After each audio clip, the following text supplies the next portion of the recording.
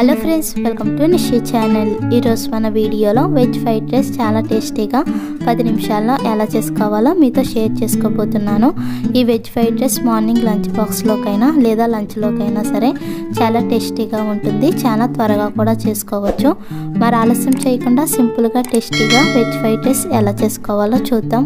ముందుగా ఈ రైస్ చేయడానికి గ్యాస్ పై ప్యాన్ పెట్టి 2-3 టేబుల్ స్పూన్ వరకు ఆయిల్ వేసుకోవాలి. ఆయిల్ వేడయ్యాక 3 టేబుల్ స్పూన్ వరకు జీడిపప్పు వేసుకుని మంటను లో ఫ్లేమ్లో పెట్టి దోరగా ఫ్రై చేసుకోవాలి. ఇలా దోరగా వేగాక ఆయిల్ను సెపరేట్ చేసుకుని మరొక బౌల్లోకి తీసుకోవాలి. ఇప్పుడు ఇదే ఆయిల్లో సన్నగా కట్ చేసిన 1 టేబుల్ స్పూన్ వెల్లుల్లి, 1 టేబుల్ స్పూన్ అల్లం వేసుకుని లైట్గా ఫ్రై చేసుకోవాలి. ఇవి కొంచెం వేగాక మీడియం సైజులో ఉన్న ఒక క్యారెట్ని చిన్న చిన్న ముక్కలుగా కట్ చేసుకుని వేసుకుని మంటను మీడియం ఫ్లేమ్లో పెట్టి 1 నిమిషం పాటు బాగా ఫ్రై చేసుకోవాలి. ఇలా 1 నిమిషం వేగాక చిన్న చిన్న ముక్కలుగా కట్ చేసుకున్న ఒక క్యాప్సికమ్, అలాగే 3 కట్ చేసి పెట్టిన పచ్చిమిర్చి, కొంచెం కరివేపాకు వేసుకుని మరొక నిమిషం పాటు బాగా ఫ్రై చేసుకోవాలి.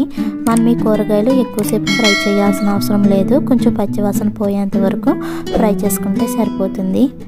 ఇలా 1 నిమిషం పాటు ఫ్రై చేసుకున్నాక ఉడికించుకున్న రైస్ వేసుకుని అలాగే రుచికి సరిపడిన సాల్ట్, 1/2 టేబుల్ స్పూన్ మిరియాల పొడి, 1/2 టేబుల్ స్పూన్ చికెన్ మసాలా, సన్నగా తరిగిన కొంచెం కొత్తిమీర, ముందుగా ఫ్రై చేసుకున్న జీడిపప్పు కూడా వేసుకుని రైస్ మొత్తం కలిసేలా బాగా కలుపుకోవాలి.